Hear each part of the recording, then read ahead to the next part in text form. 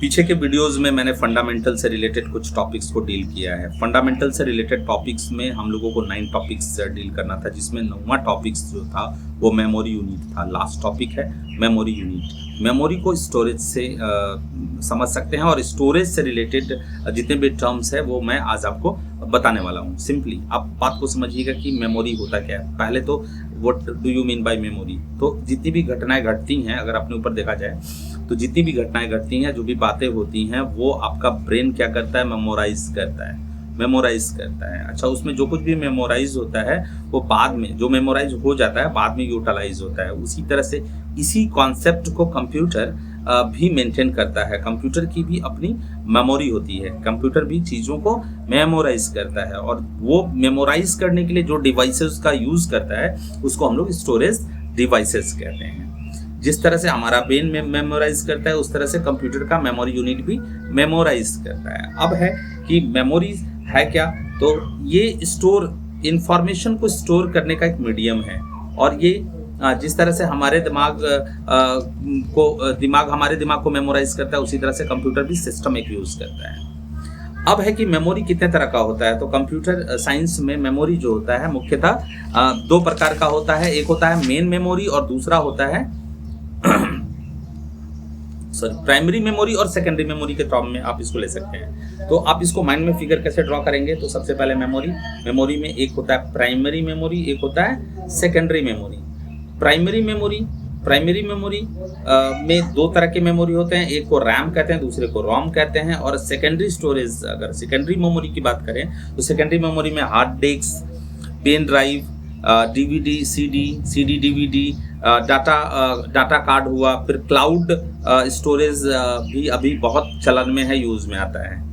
अब हम लोग सबसे पहले प्राइमरी मेमोरी को समझते हैं कि प्राइमरी मेमोरी किसको कहते हैं। तो जो प्राइमरी मेमोरी होता है कंप्यूटर का, वो एक इंटरनल मेमोरी होता है और वो मेन मेमोरी होता है। प्राइमरी मेमोरी क्या होता है, प्राइमरी मेमोरी एक इंटरनल मेमोरी होता है और मेन मेमोरी होता है कंप्यूटर का।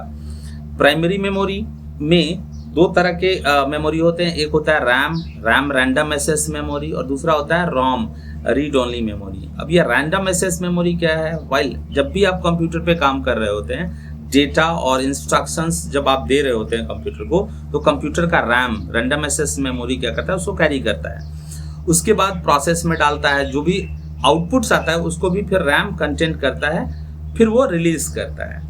रैंडम एक्सेस मेमोरी क्या है, ये एक टेम्पररी मेमोरी है, जिसको हम लोग वोलेटाइल मेमोरी कहते हैं। वोलेटाइल मेमोरी का मतलब हुआ जब तक लाइन है, करंट है, कंप्यूटर ऑन है, तब तक ये कैरी करेगा।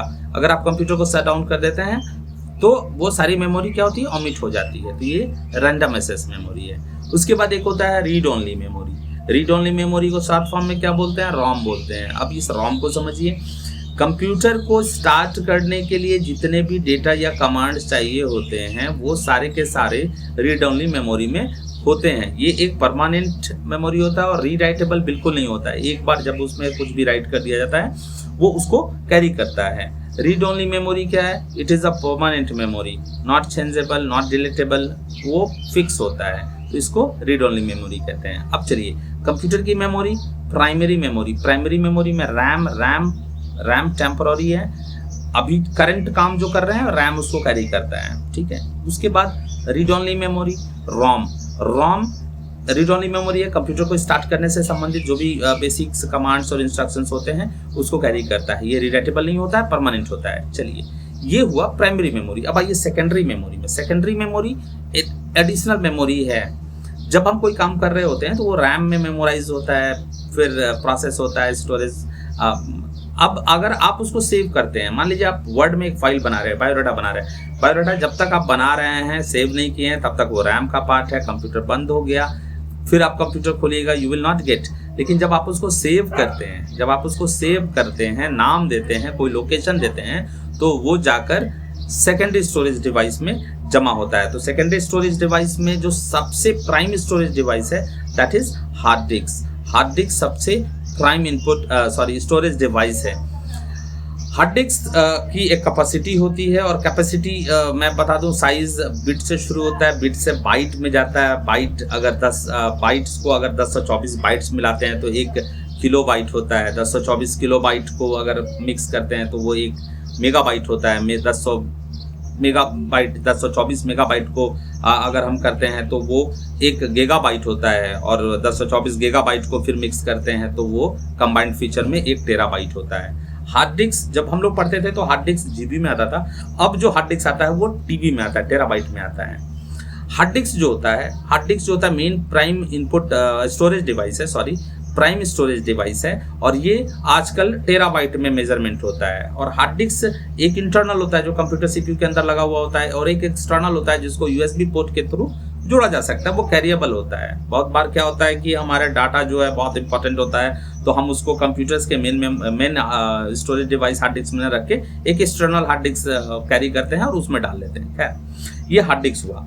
हार्ड डिस्क के बाद जो दूसरा स्टोरेज डिवाइस है सेकेंडरी का पार्ट, उसको पेन ड्राइव कहते हैं। पेन ड्राइव को फ्लैश ड्राइव भी कहते हैं, आप अच्छे से वाकिफ हैं इससे। पेन ड्राइव एक छोटा सा डिवाइस होता है जो यूएसबी के थ्रू कंप्यूटर के सीपीयू में अटैच होता है, कंप्यूटर या लैपटॉप के साथ, और वो चीज़ों को स्टोर करता है। ये कैरेबल है, पोर्टेबल है, आराम से आप एक जगह से दूसरे जगह पे लेके जा सकते हैं। तीसरा जो सेकेंडरी स्टोरेज डिवाइस है वो है सीडी कॉम्पैक्ट डिस्क बोलते हैं, डीवीडी डिजिटल वीडियो डिस्क। ये सीडी की कैपेसिटी 700 MB के आसपास होती है, डीवीडी का कैपेसिटी थोड़ा ज़्यादा होता है। उसके बाद डीवीडी के बाद आता है एक आपका डाटा कार्ड। वो जो काला सा चिप शैतान सा चीज़ है जो आपके मोबाइल में लगा रहता है, वो डाटा कार्ड है। डाटा कार्ड की कैपेसिटी भी अभी बहुत अच्छा खासा 64-65 GB तक आ रही है। डाटा कार्ड छोटे इलेक्ट्रॉनिक डिवाइसेस के प्राइम मेमोरी के तौर पे यूज़ होता है, प्राइम स्टोरेज के तौर पे यूज़ होता है। जैसे आपका मोबाइल डाटा कार्ड रखता है, एक डिजिटल कैमरा डाटा कार्ड रखता है। आप जो म्यूज़िक वगैरह सुनते हैं, आप अगर गाना सुनते हैं तो आप म्यूज़िक डिवाइस के साथ भी वो डेटा कार्ड लगाकर गाना सुन सकते हैं। बड़े बड़े जो कार वगैरह में इसका यूज़ होता है गाना वगैरह सुनने में, तो डेटा कार्ड भी एक स्टोरेज डिवाइस है।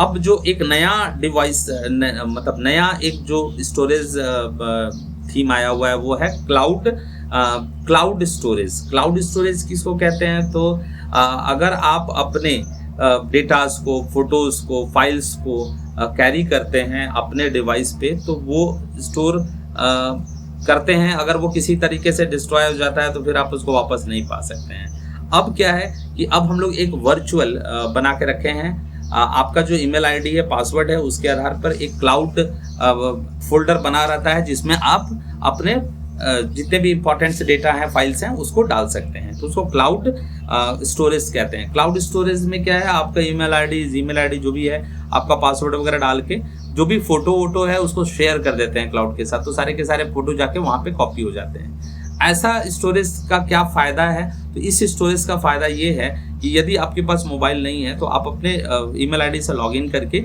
उन सारे फ़ोटो को फिर से डाउनलोड कर सकते हैं। ये सबसे सुरक्षित तरीका है अपने सारे चीज़ों को रखने का। ये पूरा का पूरा सिस्टम, प्राइमरी मेमोरी और सेकेंडरी मेमोरी का सिस्टम मिलजुल कर कंप्यूटर पे काम करता है और इसका हमें बहुत फ़ायदा मिलता है। ये फंडामेंटल्स का एक इम्पोर्टेंट चैप्टर था, नौवां टॉपिक था, जो हमारे सीरीज के हिसाब से जो नौवां टॉपिक है वो था। एक बार मैं ब्रीफिंग कर दूं आपको कि जिस तरह से हम चीज़ों को मेमोराइज करते हैं, कंप्यूटर भी चीज़ों को मेमोराइज करता है, डेटास को, इन्फॉर्मेशंस को मेमोराइज करता है, और उसी क्रम में वो प्राइमरी मेमोरी यूज़ करता है। प्राइमरी मेमोरी में सबसे पहले रैम होता है, रैंडम एक्सेस मेमोरी, और रोम होता है। सेकेंडरी स्टोरेज में hard disk, pen drive, CD DVD, आपका वो मेमोरी चिप जो होता है, जो मोबाइल में यूज़ होता है, और क्लाउड स्टोरेज वगैरह को यूज़ करते हैं। चलिए, आप 1 से 2 बार सुने।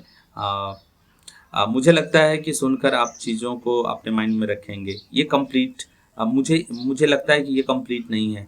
मेरे जितने भी स्पीच हैं, मेरे जितने भी वीडियोस हैं, वो आपको एक इंटरेस्ट जगाने के लिए है। यदि आपका इंटरेस्ट इसके बारे में और जानने का होता है तो आप बिल्कुल माध्यम को यूज़ कर सकते हैं। इंटरनेट का माध्यम है, गूगल है। इवन इफ आप मुझे कॉल भी कर सकते हैं 9334625883 पे।